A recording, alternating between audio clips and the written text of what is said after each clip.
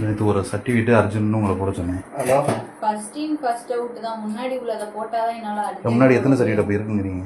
எனக்கு அதுக்கு முன்னாடி வந்துட்டு 6 சர்டிஃபிகேட் டெய்லி அப்ளை வந்து இல்லை 6-7 தானே இருக்குது. நேற்று காலையில் மார்னிங் பண்ணேது. இதுக்கு முன்னாடி 6-7 சர்டிஃபிகேட் உங்களுக்கு போட டைம் இல்லையா? விசாரிச்சுட்டு போகணும். நான் எப்படி கண்ணை மூடிட்டு போட முடியும்? நீ கண்ணை மூடி போட்டோன்னா இப்போ நேற்று 24 மணி டைம், இன்னைக்கு வந்து 36 மணி நேரம் ஆச்சு நான் அப்ளை பண்ணி. 36 மணி நேரம் உங்களால் விசாரிக்க முடியாமல் இருக்கீங்களா?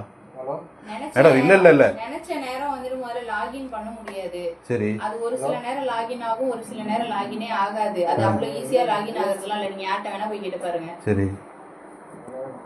லாகின் பண்ற நேரத்துல நான் விசாரி டக்குன்னு வந்து லாக் அவுட் ஆகி போயிடும். திரும்ப லாகின் பண்றதுக்கு எனக்கு டைம் ஆகும். நான் ஃபுல் அண்ட் ஃபுல்லா உட்காந்து அந்த வேலையை மட்டும் பார்த்தா தான் நான் பார்க்க முடியும். இது ரெஸ்டே இல்லாம நான் நிறைய வேலைகளை பார்த்துட்டு இருந்தேன். அதுக்கு இடையில நான் சர்டிஃபிகேட் போட்டேன். சர்டிஃபிகேட் இந்த எனக்கு என்னோட சர்டிஃபிகேட் பார்வையே ஆகலை. இன்னைக்குள்ளது நான் இன்னும் ஓப்பனே பண்ணல. எனக்கு இன்னும் ஓப்பனே நேற்று பண்ணது அர்ஜென்ட் இல்லை மேடம். ஒரு சர்டிஃபிகேட் அர்ஜென்ட் நான் கால் பண்ணி சொல்றேன். ஆர்டர் சர்டிஃபிகேட் இல்லை, அர்ஜென்ட்னு சொல்லி கால் பண்ணி மட்டும் சொல்றேன். அர்ஜென்ட்னு சொன்னாலும் என்னால டக்குன்னு ஃபார்வர்ட் பண்ற அளவுக்கு உங்களோட மட்டும் தனியா எடுத்து போட முடியாது. இல்லை சீனியர்ட்டி சொல்றேன். சீனியர்ல 6-7 சர்டிஃபிகேட் தான் இருக்கு. ஆலங்குடி டவுனு, கல்லாங்குடி வியோ, அந்த வியோ போறாரு. ஏன்னா இதை விட பாப்புலேஷன் இங்கே கூட இல்லை. அவராட முடியுது, உங்களால ஏன் முடியலைங்கிறேன்.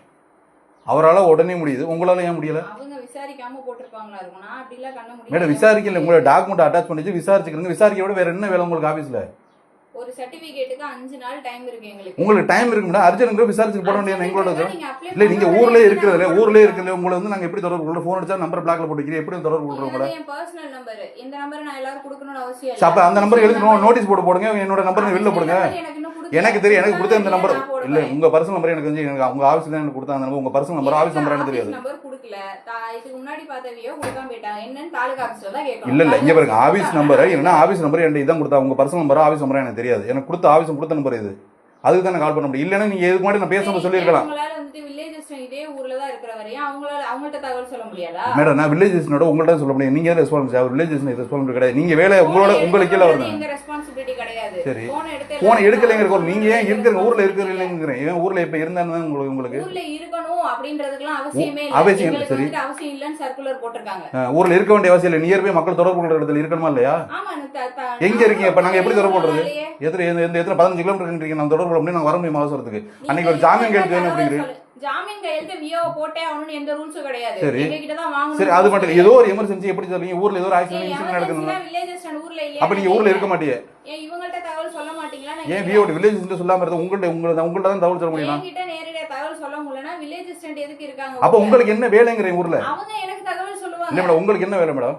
இல்ல என்ன நீங்க இல்ல எனி ஒன் நீங்க ஊர்ல இருந்து இங்க இருங்க. எனக்கு வந்து சேரணும். அப்ப நீங்க ஊர்ல இருக்க மாட்டீங்க. அப்ப நீங்க ஊர்ல இருந்து மக்களுக்கு வந்து சேவை செய்ய மாட்டீங்க, மக்களுக்கு பண்ணி கொடுக்க மாட்டீங்க. அப்படிதானே?